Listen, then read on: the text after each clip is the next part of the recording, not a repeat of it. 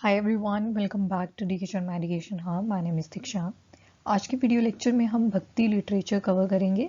Indian literature का ही part है, कहीं ना कहीं तमिल लिटरेचर से काफ़ी ज़्यादा एसोसिएटेड है। बिकॉज जितने भी अलवर्स थे जो बेसिकली सेंट्स हुआ करते थे भक्ति मूवमेंट के टाइम, तो 12 अलवर्स आपको देखने को मिलेंगे, तो तमिल से कहीं ना कहीं एसोसिएटेड थे। सो हेंस भक्ति मूवमेंट से रिलेटेड आपका भक्ति लिटरेचर बहुत इंपॉर्टेंट हो जाता है। And you should be aware about all the books that were written by Alvars या कोई भी तमिल राइटिंग। सो फीचर्स के साथ स्टार्ट करते हैं। अब देखो, जितने भी टेक्स्ट हैं उनको कंपोज किया गया around 7th and 12th century में। सो टाइम पीरियड मतलब चोलास के अराउंड का है, ठीक है। जो हम पांड्या चोला चेरास पढ़ते हैं तो उन्हीं के आसपास कहीं ये लिखे गए, तो 7th और 12th सेंचुरी टाइम पीरियड इसका रहता है।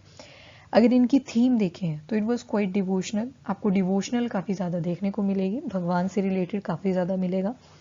उसके बाद वैष्णव भक्ति से सेंटिमेंट्स इसमें जुड़ जाते हैं। अब क्या होता है, आपके तमिल लिटरेचर पहले से चलते आ रहे थे, उसमें अब एक टिंच ऐसा ऐड हो गया विच वर एसोसिएटेड टू योर वैष्णव भक्ति सेंटिमेंट्स। जब ये ऐड हुए तो वहीं से ओरिजिन होता है आपका भक्ति लिटरेचर का। और ये सारा कब होता है, ड्यूरिंग द मेडिवल पीरियड।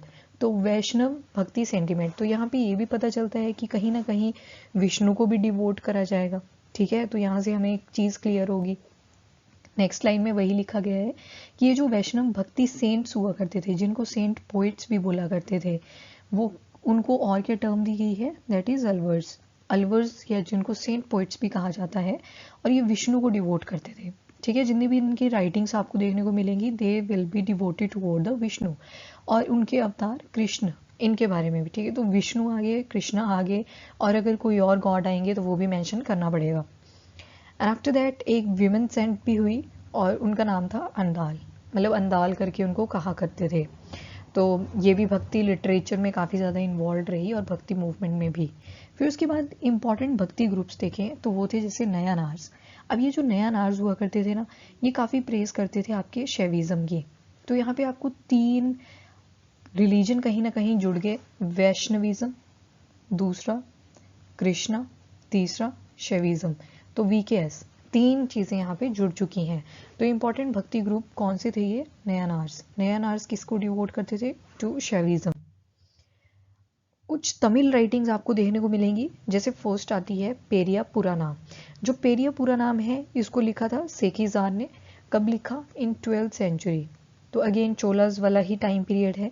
काफ़ी ज़्यादा पोएम्स आपको देखने को मिलेंगी इसके अंदर, और वो जो पोएम्स हैं वो किससे रिलेटेड हैं, वो चीज़ इंपॉर्टेंट हो जाती है। तो 63 नया नार्स, नया नार्स। अभी हमने देखा कुछ सेंट्स हुआ करते थे, दूसरा ग्रुप था जिसको बोलते थे नया नार्स। और ये नया नार्स किसको डिवोट करते थे अपनी पोएम्स या अपने लिटरेचर, टू शैविज्म। तो शैविज्म वाले के ऊपर कौन सी बुक लिखी गई तमिल में, दैट इज पेरिया पुरानाम। तो ये पता होना चाहिए, पेरिया पुरानाम। 63 नयानार के ऊपर ये बुक लिखी गई है, ठीक है। और इस पेरिया नयानार, ये पेरिया पुरानाम को और क्या कहा जाता है, 5th Veda according to Tamilians.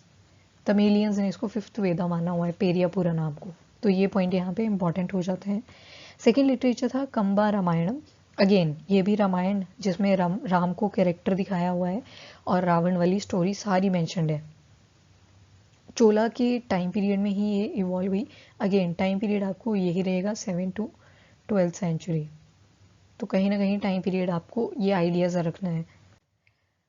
उसके बाद तमिल स्पिरिचुअल फिलोसोफर भी इमर्ज होके आते हैं। जो फर्स्ट आते हैं जैसे थयू मनावर। थयू मनावर ने क्या लिखा, तो शैव सिद्धांत फिलोसफी।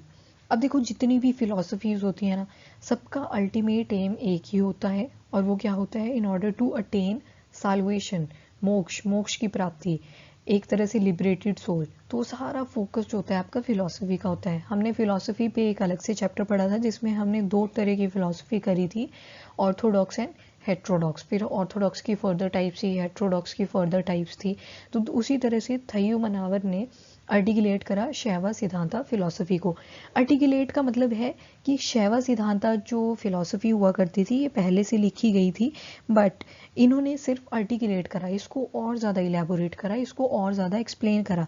बट जो एक्चुअल फाउंडर माने जाते हैं शैव सिद्धांत थ्योरी फिलॉसफी के, वो कौन थे? मेकंदा देवर। तो ये अगर आप नोट करना चाहो तो कर सकते हो, मेकंदा देवर। तो he is the real founder of शैव सिद्धांत फिलॉसफी। बट जो थय्यू मनावर थे इन्होंने आर्टिकुलेट करा, इन्होंने और ज़्यादा एक्सप्लेन करा शैव सिद्धांत फिलॉसफी को। अगर एक जिस्ट देख लें कि ये शैव सिद्धांत थ्योरी या शैव सिद्धांत फिलॉसफी, इसमें था क्या? इसमें 3 चीज़ें बोली गई कि 3 यूनिवर्सल रियलिटीज़ हैं। किसी भी जगह आप चले जाओ ये 3 रियलिटीज़ आपको देखने को मिलेगी। First, individual soul. Individual soul को इन्होंने तमिल में एक वर्ड यूज़ किया जिसको बोला गया पशु। Second, Lord. लॉर्ड कौन से होंगे? शिवा। नाम से ही पता लग रहा है ना, शैवा लिखा है यहाँ पे, शिवा से एसोसिएटेड है। And third, soul bondage.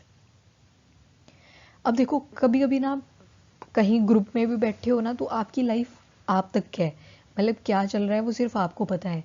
जो दूसरा बंदा होगा उसको लगता नहीं है ना कि हम अपनी लाइफ में खुद ही हीरो होते हैं, ठीक है। उसी तरह से दूसरा बंदा जो होता है उसको लगता है कि मैं ही हीरो, मेरी लाइफ चल रही है और बाकियों की स्टैटिक है, दूसरों की हम काउंट नहीं करते। So this is the purpose of individual soul, जिसको पशु मेंशन करा गया है। उसके बाद लॉर्ड, एक अल्टीमेट रियलिटी है, दैट इज शिवा, मतलब एक सुप्रीम पावर जो माना गया है वो किसको माना गया है? शिवा को। और सोल बॉन्डेज, आपको पता है हर एक इंसान की आत्मा कहीं ना कहीं बॉन्डेड है, फैटर्स में है, चेन्स में है। तो उनसे फ्री होना, इन फैटर से फ्री होना, दैट इज द शैवा सिद्धांत फिलॉसफी। फिलॉसफी तभी पूरी होती है जब लिबरेशन अटेन होती है, जब साल्वेशन अटेन होती है, या जिसको मोक्ष भी कहा जाता है। तो एक जिससा था कि ये शैव सिद्धांत फिलॉसफी थी क्या, मेकंदा देवर ने इसको फाउंड करा था, बट आर्टिकुलेट किसने किया? थय्यू मनावर। इन्होंने बहुत सारे तमिल हाइम्स भी लिखे, किसने? थय्यू मनावर ने ही। और एक और पोइट्री आती है, दैट इज सितार पोइट्री।